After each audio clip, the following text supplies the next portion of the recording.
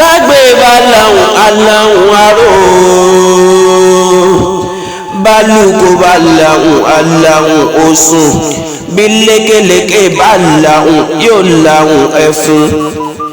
Mo ní ìlọlẹ̀ ẹni bí ẹni èèyàn bí èèyàn.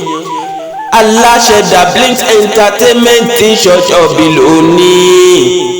Adéníyì ọmọ Adégoróyè, mo ní kí n fẹsẹ̀ kan sáré tẹ̀tẹ̀ kí n lọ́lẹ̀ àwọn bàbá tó bí ọlọ́mọ.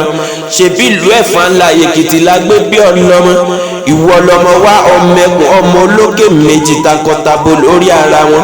Ìwọ lọmọ alágogo àjílù, ìwọ lọmọ olódòdó rẹ̀rẹ̀rẹ̀ lẹ́yìn ọgbà. Òkè kímiyá fọnà òkè sáradọ́ta, ọmọ olúroko ṣìgìdì lójú ọgbọ́n, ọmọ eléré mẹ́fà takọtabo létí Ọ̀ọ̀ni. Èjì gbórí kéńgé, èjì pọ̀hùn òrodò, èjì yókù pòrú lójú omi. Ẹja yàbá pọn mi, kẹ́pà ń já yàbá pọn mi, ìṣẹ̀fẹ́ pọn mi lódò. Adéníyì ọmọ Adégoróyè, ó ti ṣọdún èyí tán ó tó sẹ̀mí lọ́lẹ̀ Elédùmarè ọba. Mo lá Adéníyì, bó bóbìnrin kò ní kú, mo ní bó bọ́kùnrin kò ní run. Iṣu máa jiná fún ọjà ìrìn lọmọbìnrin jẹ lábọ̀ ọjà. Mo ní kọ́ bá wọn pẹ́ bí ewé apẹ́, kọ́ dára lẹ́wà bí Ọ̀ṣun, ajímọ́ kòǹgò ní bí ewé rinrin. Kí gbogbo ó bára pọ̀ kí wọ́n bọ́ gbẹ́rù àgbàdókè. Owó ìwọ̀n nílé ajé, iyọ̀ ìwọ̀n nílé ológun. Òjòṣù ẹ̀rú yán kò ní kọ́ máa lákọ̀ mọ́mọ́ fọ́pọ́ pásọ pé ojú gidi lọ́rọ̀ ọ̀pẹ. Torí káṣírí ọmọ rẹ̀ ó mọ̀tù, òbí múra ó dá lágbogbo. Torí káṣírí ọmọ rẹ̀ ó mọ̀tù, àtàrí kọ́mọ tiẹ̀ sínú àwọ̀ epo. Àtòrè àtìjòkun ní sọlọ́rọ̀ bá ṣírí. Ọmọ Adégoróyè ó mọ́ ní tán bá ní kí gbègbèrè ó mọ́ gbénu ògbó. Gbègbèrè ó gbénu ògbó yóò wẹ̀rí gbòrògbò.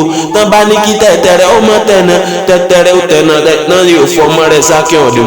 Àtàrí rẹ̀ ò ní tóbi tó fi mọ́ sọ̀kò ojú, abẹ́rẹ́ rẹ̀ ò sí ní gùn gbọ̀rọ̀ tó fi mọ́ sàtọ́nà fókùn.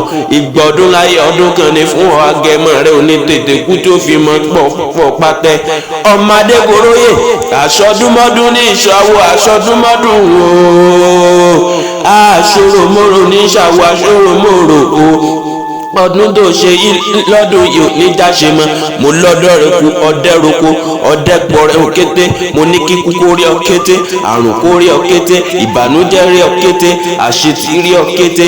Ọdẹ roko ọdẹ pẹ̀ràn wá wá o. Ó ní kiri owó wá, kí dùnú wá wá, káyọ̀ wá wá, owó wá wá, ilé wá wá. Èsàn kèsàn ní kọ́lọ́ọ̀bá mi mọ́ ya ọ́ ní wèrè. Happy birthday to you o. Adéníyì ọmọ Adégoróyè ní ṣọjọ́ bí lónìí o. Ó yá vitamin C ló wá ń kẹ́ wípé igba ọdún kan ní o, ọgọ́rùn ọdún kan ní o. Ọdún tẹ̀sí lọ́dún yìí ò ní jáṣe mọ́.